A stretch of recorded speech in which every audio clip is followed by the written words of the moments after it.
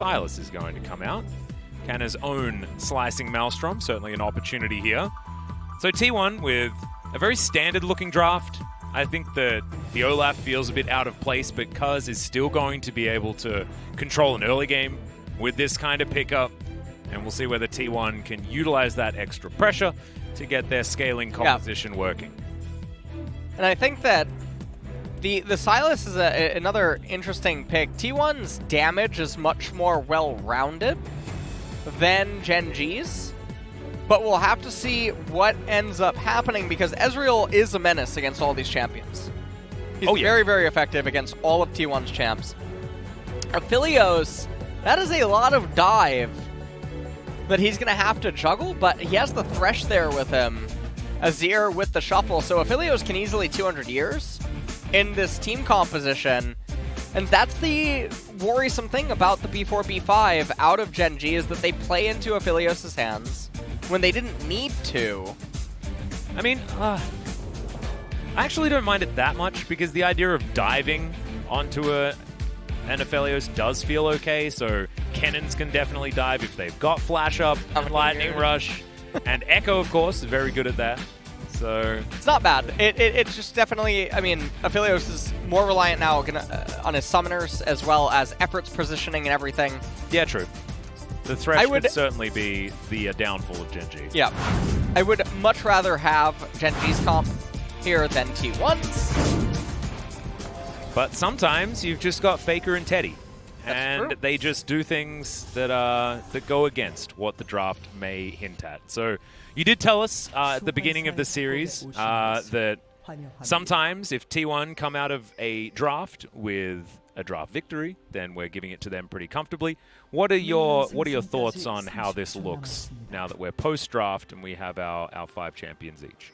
I feel like the draft is pretty even, but the level of skill expression on Gen.G's champions are there, and it's there in a manner that works very well against T1's weaknesses. So I don't know. This one's definitely very awkward, and the Olaf also being sort of neutralized in a sense by the Gen.G overall comp and facing a Ditto in the Volibear, I think is a bit problematic. I'm excited to watch it unfold. Well, like I said, I would much rather have Gen.G's comp. Yep. Well, we'll see how they do play it out. Certainly some options into as far as making it work are concerned. But T1 do have a lot of years behind them.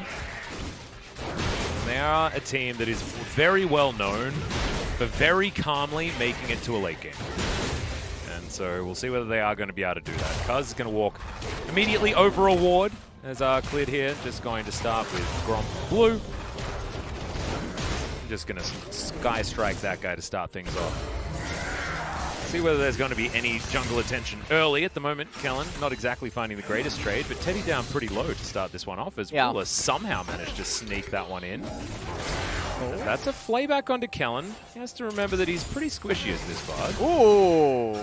Meep slap. Yeah. Definitely whiffing on a few things. And Ruler about to get level 2-2. That melee minion, as soon as it goes, actually, he elected for the Q onto Aphelios, ends up whiffing. Teddy is currently Caitlyn. Do you know all of the names? I know the Caitlyn one. Okay. I have my own sort of set of them because I feel like there's a few that can be pretty interchangeable. I think that you call the Crescendum the Twitch, whereas I think of it... The white one? Yeah, the white one. That's Kog'Maw. Oh, that's Kog'Maw, right? Yeah. Well, I think that's Sivir. Okay. Because, you know, right. Chakram's similar to the disc. You know, bit of a Xenon Warrior Princess vibe. But otherwise, you know... What is red to you? What's Draven? Yeah, Draven, it's definitely very Draven. Feels like Legends of Runeterra Draven, you know? I don't know why. Maybe it's because the color of the Noxus is red. Something like that. Well, what are the other ones? What's Infernum? Infernum's the AoE. Is that Tristana? That is Jinx. Oh, that's Jinx, okay. Jinx, yeah. The blue one is Jinx. And so a bit of a similar thing, I guess. But Teddy, you're going to lose out on that trade there. And there is Varus. Yeah. Perfect. Although you could call that Ashe, too. Yeah, Varus are out. Or maybe it's just both of them. Maybe it's all of these things. He gets to be like 11 champions at once. As it's Varus because it doesn't stun you. Right, but it does slow you as you auto attack. So that's a bit ashy. You know, that's I mean that's my argument. Perfect. But it's also purple, which is very Varus.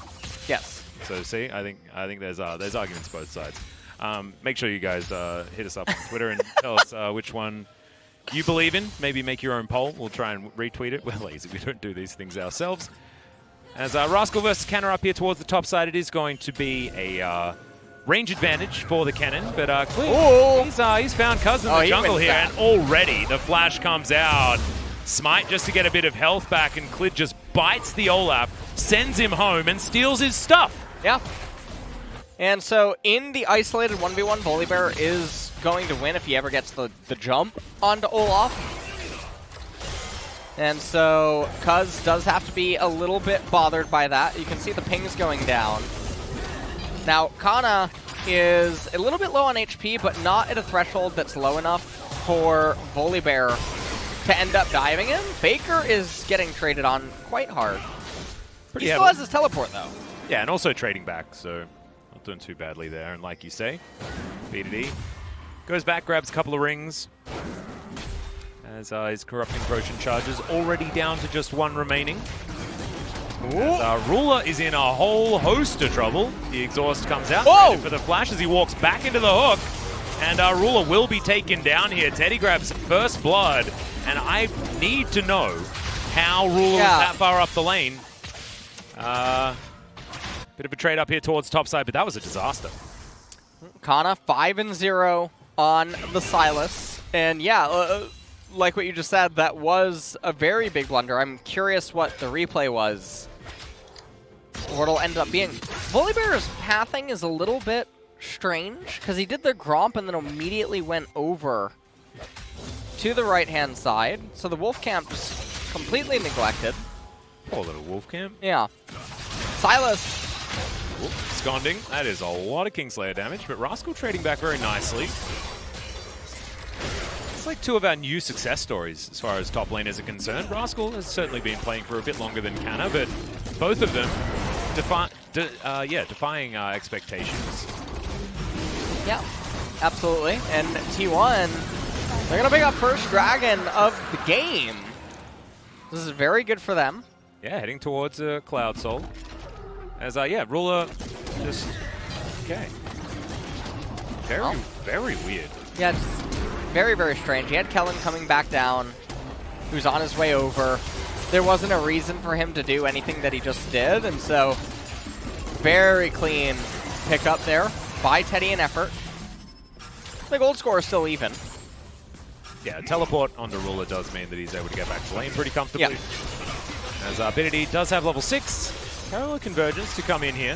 B2D just not even picking up that shield because he knows the trade was over. And effort's down pretty low. So, looks like Gen.G are going to continue moving further forward as far as their CS advantage is concerned bottom side. And that kill is going to be very important because that might save Teddy. And so far, Kellin and Ruler, as far as just standard laning, seem to be doing much better. Yeah, and everything is going pretty good. Cuzz now dinging level 6. Clid is already level 6. Oh. Yeah, Cuzz is going to pull it over as far as he can. Yeah, they know. As, Cuzz is not going to risk with this one. Parallel Convergence will deny the Olaf from picking up his own red buff, and Clid is very, very happy to just take all of Cuzz's stuff away. Clid tells Mr. Brambleback that he's under arrest. Yep. As he now is going to make his way over to the Krug camp. Ruler just... that was a flash, but Clay's going to land. That Cosmic Binding was unbelievable as Teddy's going to flash relatively late, but will save his life. And unfortunately, not able to actually answer. And I think that Gen.G were just a little bit too scared of the Olaf running down. They're not too scared of Canna, though. He's going to flash, try and get himself out of there as Canna steals away the ultimate from Clid, but still, it is not going to be enough. And Clid kind of wishes he had picked up that turret aggro a little bit earlier, but Rascal's not going to die. No harm, no foul. And it looks like Effort is thinking about trying to set something up. He's going to end up taking the Blast Cone, but walks into a ward. Ruler backing all the way up right now. Now, when we see the replay, just pay attention to Kellin because he makes a really big blunder. Teddy should have died there every day of the week. Probably trying to give the kill over to Ruler, but unfortunately Ruler couldn't get up there. Yeah. Interesting. And so BDD hanging on to that last turret plate. Clid is actually going to pick up the Herald. Yep, grabs that by himself. Should be able to do so pretty comfortably. Yeah, well, Rip Scuttler to grab there. Take a look at this. I mean, this is just so good. Cosmic binding, getting the stun, and take a look at Kellin. So he actually auto attacks. Now, if you're a player in this instance, you actually want to lower your DPS to get total greater damage dealt. So you just run at the Aphelios, and your DPS is down, but then you get 2 auto attacks off instead of 1. Damage dealt higher. Very nice dive onto the turret, the disable by Volibear. He has flash. Let's do this.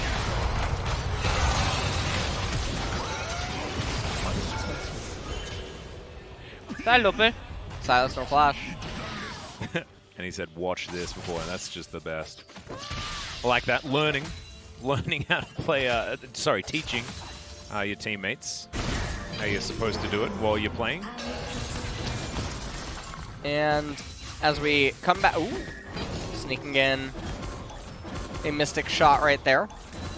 But this is the scary situation right now where the game is actually in Gen.G's favor, ever so slightly. But the second dragon's coming up in a minute. Kennen should be able to have his proto belt complete. Sylas as well. But it looks like Canna might have the teleport available, whereas Rascal doesn't. And Rascal's lane state is in a pretty awkward spot right now.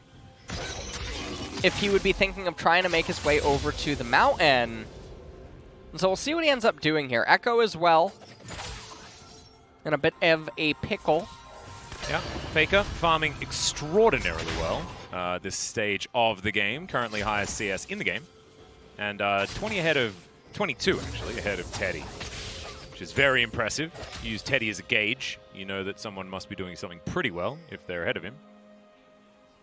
But has been stifled a little bit by the power of the Bard Ezreal. And Aphelios will have that scaling advantage.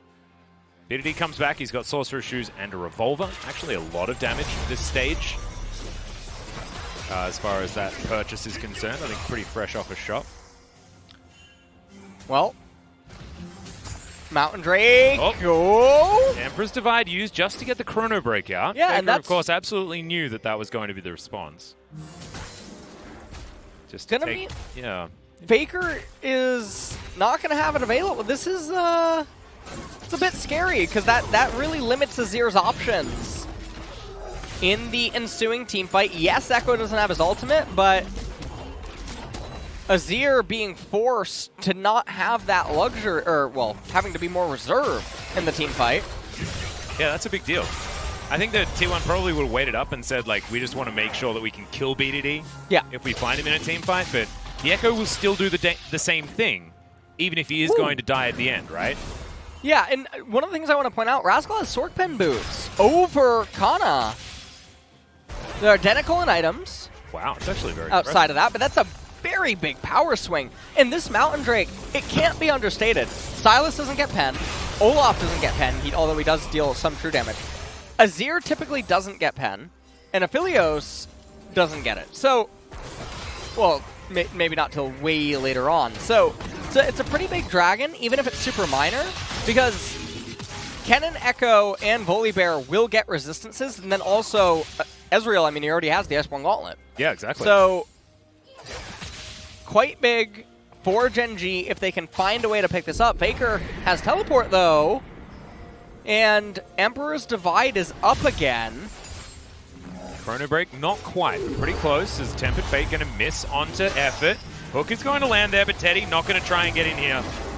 Huh? And Aftershock going to go down as Clid takes a magical journey, but not one that he really wants to, as the bear is going to go down extraordinarily low. He has to ult to escape, which is a bit of a disaster. Undertow is going to miss, so Clid will be safe for the moment, but that is another ultimate that's unavailable. And now Cuzz should be able to move over to this Drake, and it might just be an option for him to take it. Empress Divide going to come in once again it's the Deja Drake. vu! It's the same trade pattern. The difference right now, though, BDD did not have enough gold to complete the Proto Belt. This might be the trade. Oh, okay. Oh. Exhaust thrown out there by Rascal. Rascal wanted to get his flash available, it seems. Yeah. Maybe thinking this is the recall into TP. You can see Canna's actually slower to the punch. Both have Slicing Maelstrom. Oh man, Volibear. There's the Mountain Drake. Cuzz going down extremely low and has to Ragnarok his way out. This should go over to Gen.G, and it does. Good smite from Clid, and Gen.G will just steal it and walk out. So one dragon apiece, as doesn't suit T1 too badly because they do want to scale. But still, Mountain Drake, like you say, very valuable here for Gen.G. Very good for all of their champions, especially against T1s. Ocean is pretty insane, though. It'll be very, very hard for Gen.G if T1 can manage to get to Ocean Soul. Oh, you better believe there's a Merlin on that cannon. So that's going to make it completely useless. I hope he can get here before game 2. But you just... It's all right, man. He'll be here tomorrow. You don't have to deal with it anymore. But hey, look. In my defense, I don't want to. Okay. I'm just not even going to entertain it. You are not my friend. I've been dumped over a book. This is so embarrassing. Oh, man. Well, Canna towards the top side. He's looking to clear out this minion wave. Teleports available from both of these top laners. But a big win taking that fight, despite the fact that there were not too many kills or anything like that. Making sure that Gen.G can lock down the Mountain Drake, get some control in the area, assert some dominance, and then move forward. Because I really like how this comp works in a team fight. Tempered Fate and Parallel Convergence are just such a cool combo. Being able to almost guarantee that stun, as Rascal, I believe, just missed the Proto Belt damage, but Canna's going to miss a whole bunch more. Yeah. Means that Rascal's able to trade back very well. The other thing I really like about the Tempered Fate is it sets up for Maelstrom, or Kennen's engage, very, very well. Can buy him a lot of time. Yeah. As Ekko is now at the point where... Is that a mask on Faker, I see? Oh my goodness. Well... I'm not something I was expecting to see. Yep. But Faker is going a little bit Build-A-Bear right now. He has a lot of capture, a mask, and a stinger. It looks like he's getting ready for like a fight. You know, he puts on his mask, the Lost Chapter is like a shield. Yep. The stinger's He's the got sword. his sword, he's got his cool shoes. A ring. Yeah, he's got a ring. And he's got his, what is it called? The metal thing that you drink out of. A mug? No. You know what I'm thinking of, right? I do know exactly what you're thinking of. It's bothering me. Is Lantern is going to be taken there. Parallel Convergence. Not going to find any stuns or anything like that. As Rascal in a pretty good flanking position. Minion waves coming in, though. Not able to sneak around or get anything done there. Does have Flash. And T1, they know that. And they know that they're not going to be able to fight. Giving such a good opportunity over to Rascal. Teddy now up here towards the top side. Just trying to get as much farm back as he can. BDD. No Parallel Convergences here, as Effort does land a very, very nice hook. Nothing to come of it, and Tempered Fate also unnecessary. Bit of the initial CC had it worked, it would have been much better, but Shelly's still going to come through. Sorry, Shirley going to come through and take down that outer turret mid lane. And they get the flash out of Faker, which is actually going to be massive for the Ocean Drake fight in a minute and a half. And things are just looking extremely rough right now. If you're a T1 fan, nothing's really occurring, and yet they're down 3,000 gold. Almost. Yeah, slowly but surely. And it's scary if you are a T1 fan, because Gen.G's comp is going to get stronger before it gets weaker. Yeah. Especially as far as how these team fights are going to look holistically as these champions come together. Yes, T1 have so many scaling options, right? And when you've got Aphelios and Azir, especially in the hands of Teddy and Faker, the late game is something that T1's going to be able to thrive in. But these are sort of 3-4 item champions in comparison to Gen.G's really strong 2 and 3 item champions. Aphelios and Azir standing side by side. It reminds me of Jin and Victor of old. Oh, yeah. From Season 6. So that was a good time. Beautiful. Do you know what, actually? When I was walking past, Eddie was practicing some Jin. Ooh, why? I think he might have been preparing it for like a Varus answer or something like that. I'm not entirely sure, but he was playing some Jin, man. Are we supposed to say that? I don't... He was... I mean, we can talk about what he's playing, I think. Well, it does seem like Kennen is going to go the Fabled book. Yeah, no surprises there as Parallel Convergence going to get a stun onto at least one of them. He's going to have to ult and get himself out. Wanted to wait so he could get some of the damage, but isn't also, able to. As Teddy got the takes the turret a little bit too much. Out of effort. Value. Yeah, I mean, T1, they have 3 members pushing a Tier 2 top turret. So they're at the board meeting. You know the one where the guy gets kicked out of the window? They're at the board meeting. They're like, who can tell us what is the most important? One person raises their hand, they're like, 500 gold, Tier 2 top. One person's like, 250 divided by 3. Yeah. And then someone's like, should recall, not get the gold, fight the Drake maybe? And that guy, he's thrown out the window. Yeah, get him out of here. That's not what we're talking about. Not a good. As they're going to lose the Drake, they're going to lose their blue buff. They're going to lose control of this bottom side. And Teddy's going to lose a bunch of his health as Ruler does nail that ultimate. First couple of items have come in here for the Ezreal, Iceborne Gauntlet, and that Manamute, looking for his Neuramana as well as his Death Stance. The Ezreal will be very, very strong. Teddy now just doing his farming thing, trying to take everything off the map, see whether he can actually catch up to Ruler. It's not really very Teddy style to not be ahead by a very large margin, but he's still staying even with the clock. So certainly not farming badly by any means. You can see Faker, he's 243 at 20 minutes. Faker's hoovering up these minions. Well, at this point in the game, it's just going to basically be a stalemate because there's no way for... I mean, T1, they might do a Aphelios Desperation Baron play. That could be something that they opt into. They do have Azir, but they don't have Leandries on Azir yet. That'll really help with burning through the Baron. So it is a bit of a gamble, but Gen.G are the ones that get to decide upon which terms does every fight start. Because they're in the driver's seat, they're in control of the game, and they're the one with, I mean, each completing item being super, super valuable. They're about to get the top Tier 1 turret as well. Oh no, actually going to be repelled off. Not bad. Effort going to turn up as well, so that should make sure that they can at least clear out the next wave. Good cosmic binding, but Undertow going to be thrown back and no aggression going to result in this one. Teddy does have his Cogmore and Caitlyn, as you like to call it. Optimal team fight long-range setup.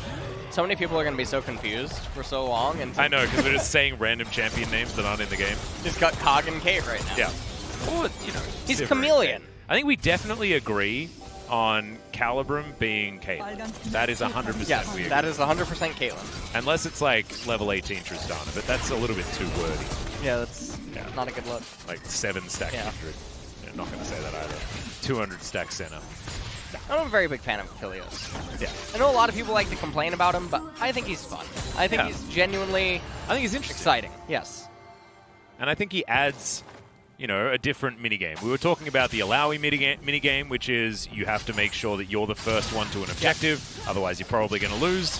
When Aphelios is in the fight, if you fight on his terms, he will probably kill your whole team. He's a conditional hyper, and that's what's exciting about him. But also, I mean, that's where the counterplay comes in. He's conditional hyper, not all-around hyper. So, very, very cool. And right now, T1, they are just sort of coasting. 3,000 gold deficit, roughly. Infernal Dragon still on their side, so you do have to remember that. Yeah, Ocean Drake going to be up in a minute and a half. That will be Soul Point available for Gen.G if they are able to lock that one down. But not exactly imperative that T1 does deny it. And the thing I want to point out, so neither team is actually freezing side lanes whatsoever. That is something that they could do. Kennen just sent the wave into Azir, he could freeze. He could take this wave, he could freeze. What's he going to do? No doubt, QE. Yeah, you watched him QE. Oh, no. He's going to QE. Now, Just to take a look at Sylas up here in top lane. Now, Ekko is relatively safe because the range on his Q, so it's a little bit more difficult, especially given that Bard is already in close proximity. But everyone's just playing ping pong with each other. Teddy can pull this wave, try to do stuff. No, he's going to take a bit of a chunk, but 45 seconds until Ocean comes up. Faker does have Leandries. He does, and Nash's. He's upgraded both of those items, so now instead of building a bear, he's actually just got 2 straight up strong items for the Azir. Certainly going to be good for him. Rascal sitting on a stopwatch, but looks like Deathcap's going to be coming in next. Just want to get as much damage out as possible. Don't mind it. I think Void Staff going to be super valuable for this Cannon as well, and he will be doing a lot of work, especially with Sorcerer's Shoes, which we don't see all that often.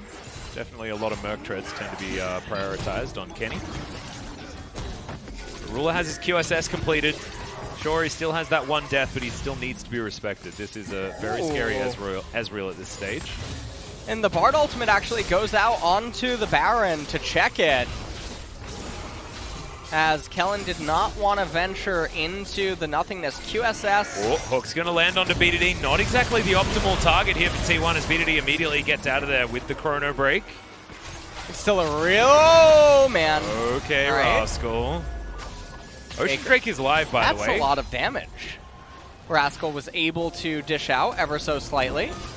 That's actually really cool because he's gone the full builders. Oh no, Faker. He has to take himself a lantern as in goes Clid, Emperor's Divide, just to get the bear off him, as Teddy does put himself in a pretty good position. Cuzz down extremely low as Ruler's a one-man army, still looking for more Hook, not going to land, flashing forward with the Arcane Shift. He's able to do a lot of work onto effort, and now, you know, Canna finds himself as the only man really here, and this Ocean Drake should be delivered over to Gen.G. And this is very for Baron? Yeah, they're gonna try to do the desperation Baron. Now Faker does have Nashers plus Leandries, and you can see teleport coming in by BDD. Yeah, they're not going to be able to do this. They're not going to be able to. They just end up getting repelled. Okay. Faker. Yeah, exactly. This is a very sneaky bird. They're going to walk around the corner here, not going to be able to steal as, okay, Clid just going to wander out of that hook range. He'll be all right. Tagged up by the sentry, so we'll take an auto attack. And now T1 still chilling around this Baron. Baron gets angry. Others Barons. Yeah, don't do that. Yeah, Cloud Templar, he told us. Yeah, he did tell you that. It's not how you get the Honey Jam. Still have absolutely no idea what it means. Honey Jams? No, not Honey Jam. Honey Jam's great. It's actually a really adorable word, because it's like sort of half and half, isn't it? Gul Jam. Gul Jam, and then, but Gul means honey, right? Well, so jam, honey jam. no, the jam is actually the first syllable of Jimmy's Law, which means fun. Which means... So it means honey fun. Oh, really? Yeah, honey or fun? like super fun. Oh, that's cute. Like, it's so fun that it's like really sweet and nice. All right. Yeah. And bees? No, it has nothing to do with it. Honey has a lot to do with bees, okay? Alright, well, in the replay here, Clid was seeing a Honey Jam moment, trying to get onto Faker, but if you want to see the real Honey Jam, it's Ruler dishing out so much damage, one-man army, walking out of the range of that hook. Seems to have his E off cooldown at exactly the right time every single time. It's ridiculous. Ruler did so much work there. As we're close to the Rabbidan's Death Cap for Rascal. We're close to the Death Dance as well for Ruler. And True Shot Barrage is going to tag Effort there as well, who's now going to go home. So yes, I mean, Faker's still scaling. Yeah. So is Teddy.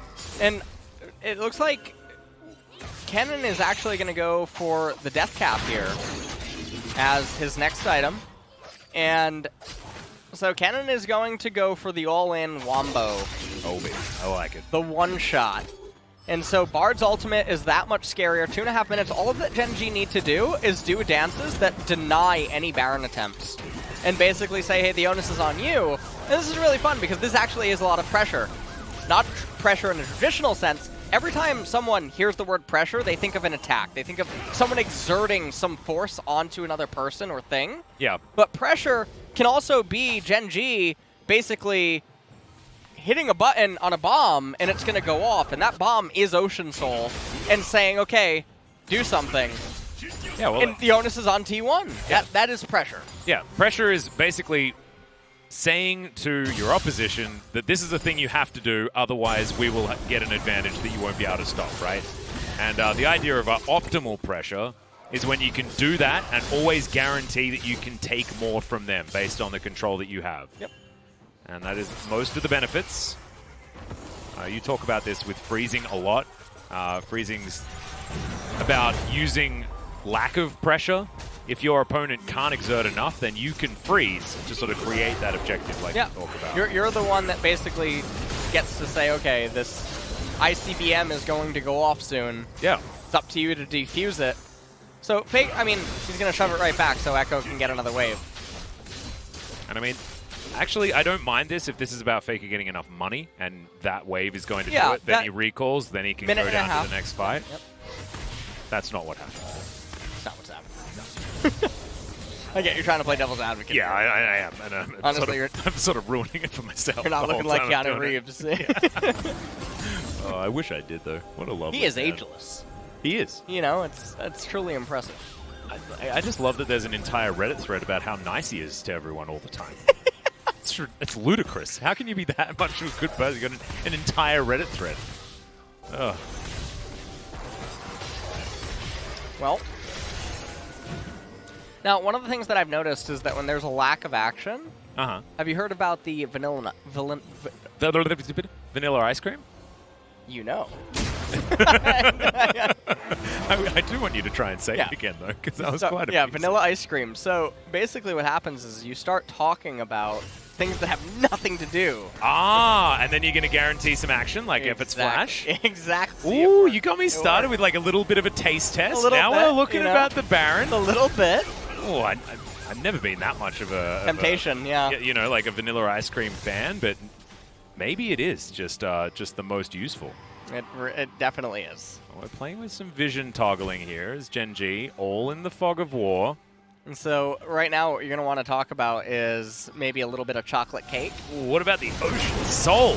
No, that's pistachio. Well, we are rolling. Here we go. The Ocean Soul is now there. The Baron is going to get tempered faded. And Clid, he's just going to roll all the way in. Teddy has to flash immediately out of the pit, as it is going to be Cuzz that locks down the Baron. But can they actually win the ensuing fight? And the answer is no, but they can also opt out of it entirely. So Ocean Soul traded for Baron. LS, I've spoken to you about this before. I know your opinion, as Rascal's almost dead, but thankfully we've trimmed back a few of the years on that one, so Rascal will survive. The LCK Atlas. Soul for Baron. You sound ecstatic. Just so psyched Only about here this at the decision. LCK can we find ways to burn boiled water. It is really hot. Okay? Well, T1 end up going for the Baron, and this is a giga coin flip, is what it is at the end of the day. If they lose the Baron, they lose the game. Yeah. And they are doing this not because it's necessarily bad, but they feel like this is the only chance they have. Now, they could have done this at Ocean Soul. Well, they would have to take a head-on fight at Ocean Soul, whereas they get to use the Ocean Soul as a means to buy some time. The problem is that the Baron will dissipate in a minute and a half. You can see the power play is not that impactful. And even with the Baron's stats, they will lose the fight. So yeah, Ocean Soul's pretty strong. Now, what ends up happening is T1 need to play Possum, in a way. Okay, that's a deep teleport there from B2D. Slowed down by the box, immediately goes golden to allow the rest of his team to move on over, but Canna and Faker, they're going to get in position a little bit sooner. Back to top lane. Gen.G do just move on back. Canna picks up a tempered fake, gets a flash out of Kellin, as you can see. Already pretty high value. Mystic Shot going to miss there under effort. Keeping that health bar as high as possible. Important against Ruler's Poke that he is going to offer. And 1 minute remaining. So T1 will probably raise the mid-tier 1 turret. And that'll be the extent of it. Now, what they're going to end up most likely trying to do is wait for Elder, and then that'll be the last hurrah. But they're... Oh. Okay, well, Faker checks that brush. Clid's going But it B really here. feels like he's about to get flamed on. Oh no. Oh, what? Damn. You just gotta trust him. He's a doctor. Yeah. It doesn't mean anything, guys, but it was very cute that he just snuck around and then didn't even get spotted. Okay, so that gold lead, like we were talking about, is going to dissipate. Baron power play, 1800. It's an Ocean Soul, though. And we were praising T1 for, you know, building Leandries and all this sort of stuff, but now they desperately need something to stop all of the healing. The irony here is that Gen.G didn't need it at all. They were able to take all of these Ocean Drakes, and therefore the Morellonomicon looks a little bit silly. Yeah. Although Kingslayer, I guess, is important if Rascal's going to find Canna in the side lane. Well, that's a stretch, to say the least. Okay. But it's not going to be able to find too much. We got now we are due for a kill in the next 6 minutes. We got 1 kill per 10. That's true. That's true. So you're looking for some act. Now, we could try to spice things up a bit, but we won't. No. Don't do it. I don't want the game to go too fast. Kills, that's not what I'm here for. I'm here for the vanilla ice cream. Oh. That's what I'm here for. Do you like waffle cones or regular cones? Oh, Atlas, right now I am on a diet. You need to stop talking about that. Okay? Well, do you like Atlas? cardboard containers for a salad or plastic? Yes. Oh, yes. Why, yes. Thank you. You're welcome. I was aware that you've been having salads for lunch recently. That's all I had to go with. All right. What's your opinion on kale? Are we feeling good about kale? Not champion? No, not the one that ascends at level 16. The one that shrivels up in your oven and you call them chips. Nope, not a big fan. I actually quite like kale. You do? Yeah. You just put a bit of olive oil, still relatively healthy, crispy and delicious. My sister was a huge fan. She was on a bit of a health kick for a while there. You know, I digress a little bit. I was hoping that talking about, you know, salad and vanilla ice cream would probably inspire the players to stop this game of ping pong and instead move towards fighting one another. Yeah, there's an Elder, there's a Baron, and are we just going to trade and just have gentleman's agreement? Let's see which buff's better. Well, honestly, I mean, don't really know what T1 is expecting to happen at the Elder fight, because it should be pretty one-sided. I like the itemization out of Teddy. The Maul Malmortius is very important, but double Void Staff out on the primary AP carries. Oh, I love that Rascal skipped the Zhonya's as well to make sure he had Death Cap Void Staff. He does so much damage. Yeah. Yep. He still has the stopwatch. Elder is in 5 seconds, so this is definitely very scary. Now, I'm a little bit curious why Gen.G doesn't have one member starting it, given that they have Ocean Soul. Everything is pretty fine. Yeah, they're instead looking to relinquish the mid lane as ruler, looking for effort. Oh, that hurt. A bit of damage. Teddy not going to find the Qs. Optimal weapons are in. Does have the Cogmore Kate. The Kate More, as you say. The Coglin. Yeah, Coglin. Coglin's a good one. It's not going to land. Oh, man. Down to half health. Oh, parallel convergence. He's going to get a big shield there for BDD as Canna gets that slicing Maelstrom. Massive damage into the backline, and Clid tries to make his way out as effort gets all the way forward, and T1 have found their dream team fight. The True Shot Barrage does absolutely nothing. Teddy flashing in, and it looks like the Elder Drake will be taken, and now Canna just teleporting in. You're exactly right. I think they're going to try and end the game. The minions! I don't know. Okay, so Ezreal is... Now, is he going to get a stopwatch and try to... My body is a shield it? Kellen's up in 5! They're going to try and go for it as Teddy does a lot of damage to these turrets. Effort getting taken down pretty low. That's an instant QSS, but I don't know whether it's going to be enough. Ruler makes a lot of distance as Kellin does turn up. We've got Tempered Fate going to be available relatively soon, but the Nexus is getting taken down. Emperor's Divide. That's the game, and T1 steal it from Gen.G.